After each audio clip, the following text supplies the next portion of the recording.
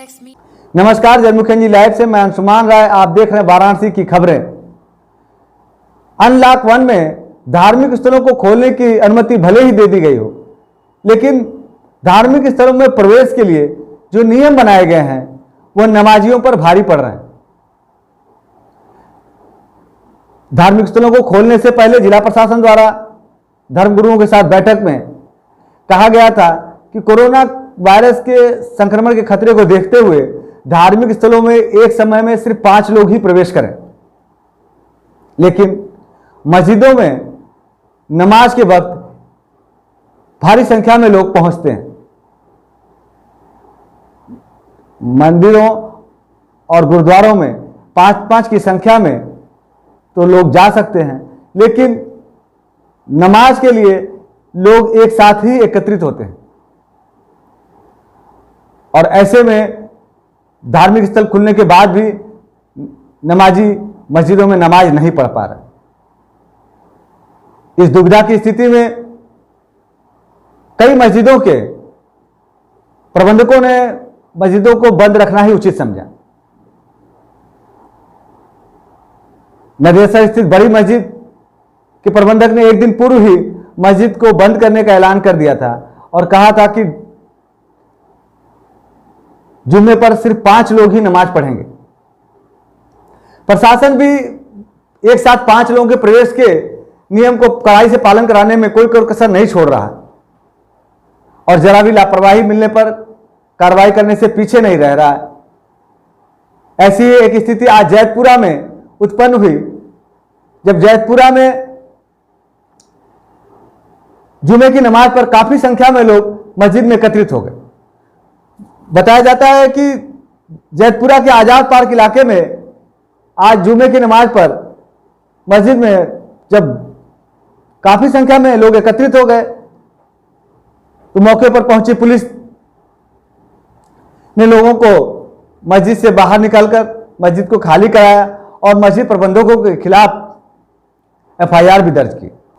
इस संदर्भ में जैतपुरा के एसओ ने बताया कि प्रशासन द्वारा धार्मिक स्थलों में एक बार में सिर्फ 5 लोगों के प्रवेश की अनुमति है, लेकिन आज जुमे की नमाज के मौके पर मस्जिद में काफी संख्या में लोग एकत्रित हो गए थे, जिसके चलते प्रबंधकों के खिलाफ एफआईआर दर्ज कराई गई।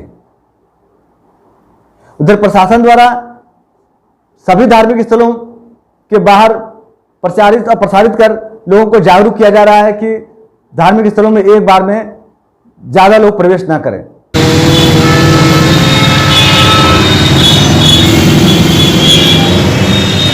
सभी लोगों को पता है कि मंदिर, मस्जिद, गुरुद्वारे सभी क्रमशः खोले जा रहे हैं। ऐसी स्थिति में इनके खुलने के कुछ तौर तरीके निर्धारित किए गए हैं। उन नियमों के अधीन ही ये मंदिर, मस्जिद, गुरुद्वारे खोले जाएंगे और आप सभी लोगों को उसमें पूजा अर्चन की छूट दी गई है। किसी भी दशा में किसी मस्जिद में 5 आदमी से ज़्यादा नमाज अदा करने नहीं। काशी के विकास के साथ साथ सुंदरीकरण की कई योजनाएं लगातार चलती रहती हैं, लेकिन सुंदरीकरण की योजनाएं जमीन पर बहुत कम ही उतरती हुई दिखाई देती है। लेकिन अधिकारी उसी मुस्तैदी से लगे रहते हैं। आज वाराणसी के चौका घाट ओवरब्रिज के नीचे सुंदरीकरण के लिए नगर आयुक्त गौरांग राठी के नेतृत्व में पीडब्ल्यूडी और ब्रिज कॉर्पोरेशन के अधिकारियों ने पूरा सुंदरीकरण का खाका खींचा। इस संदर्भ में सभी विभागों के अधिकारी मौजूद थे और इस पर गहन चिंतन किया गया। जबकि चौकाघाट के पुराने ओवरब्रिज के नीचे भी आज से 5 साल पहले पौधारोपण और सुंदरीकरण की योजना प्रशासन द्वारा स्वीकृत की गई थी और लाखों रुपए स्वीकृत होने के बाद भी आज वहां कोई सुंदरीकरण नहीं। सुंदरीकरण की योजनाओं को यदि अमली जामा पहनाया जाए तो काशी के सौंदर्य में 4 चांद लगने में देर नहीं लगेगी। देखते हैं आज के किए गए प्रयास के क्या परिणाम सामने आते हैं।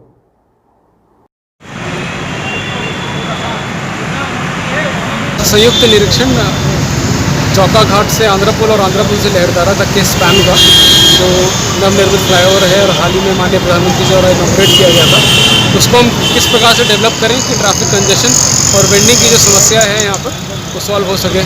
तो इस क्रम में संयुक्त निरीक्षण CO ट्रैफिक साहब, SCPWD साहब और राज्य सेतु निगम के जो प्रोजेक्ट मैनेजर हैं, सभी ने मिलकर संयुक्त रूप से नगर निगम के साथ एक जॉइंट इंस्पेक्शन किया, वॉकिंग इंस्पेक्शन, और उसको किस प्रकार से हम लोग सर्कुलेशन एरिया, वेंडिंग एरिया और ट्रैफिक एरिया यहाँ पे प्रोवाइड करेंगे, जिससे न केवल शहर का जो यहाँ पे ट्रैफिक है वो फ्री हो कंजेशन, बल्कि साथ साथ जो रेलवे से आता है यात्री और पहली बार बनारस आ रहा है, उसके सामने किस प्रकार का एक पिक्चर जाए कि वास्तव में वाराणसी बहुत सुंदर, संयोजित और साफ सुथरा शहर है। आइए अब हम बात करते हैं बाल मजदूरी की। आज विश्व बाल श्रम निषेध दिवस है और विभिन्न सामाजिक संस्थाओं द्वारा इस मौके पर कार्यशाला और वेबिनार का आयोजन किया गया, लेकिन बाल मजदूरी जमीन से समाप्त होने का नाम नहीं ले रही, बल्कि इतना यह कहें कि यह दिनों दिन बढ़ती ही जा रही। इस संदर्भ में आज विश्वकर्मा शिल्प महासभा द्वारा भी एक वेबिनार का आयोजन किया गया। इस वेबिनार में महासभा के अध्यक्ष अशोक विश्वकर्मा ने कहा कि चौथे वैश्विक सम्मेलन में 2025 तक पूरे विश्व से बाल श्रम को समाप्त करने का बीड़ा उठाया गया था, संकल्प लिया गया था, लेकिन इस दिशा में कोई काम होता नहीं दिखाई दे रहा। असंगठित क्षेत्रों में बाल श्रमिकों की तादाद बढ़ती ही जा रही है। प्रदेश के धार्मिक स्थलों के भी अच्छे दिन आने वाले हैं, ऐसा आश्वासन प्रदेश के पर्यटन और धर्मार्थ मंत्री डॉक्टर नीलकंठ तिवारी ने गुरुवार को भारतीय जनता युवा मोर्चा के कार्यकर्ताओं के साथ वर्चुअल बातचीत में दिया। नीलकंठ तिवारी ने कार्यकर्ताओं को बताया कि नौ दुर्गा, नौ गौरी, अष्टविनायक, अष्टभैरव, द्वादश ज्योतिर्लिंग को जोड़ने वाले पावन पथ का कार्य भी जल्द प्रारंभ होने जा रहा है। इसके साथ ही काशी विश्वनाथ कॉरिडोर का काम तेजी से चल ही रहा है। तिवारी ने कार्यकर्ताओं के साथ इस वर्चुअल संवाद में कहा कि लॉकडाउन खुलने का अर्थ कोरोना चला गया नहीं है, इस समय सतर्कता बरतना बहुत जरूरी है। उन्होंने लॉकडाउन के दौरान दक्षिणी विधानसभा क्षेत्र के लिए किए गए कार्यों का भी ब्यौरा कार्यकर्ताओं के समक्ष रखा।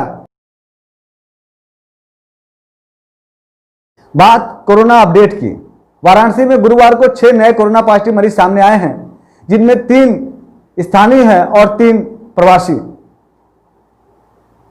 ये जो 6 मरीज पॉजिटिव आए हैं, उनमें से चोलापुर CSC में काम करने वाले सफाई कर्मी की 2 बेटियां हैं, जबकि यही एक तीसरा मरीज छितनपुर गांव चौबेपुर का निवासी है।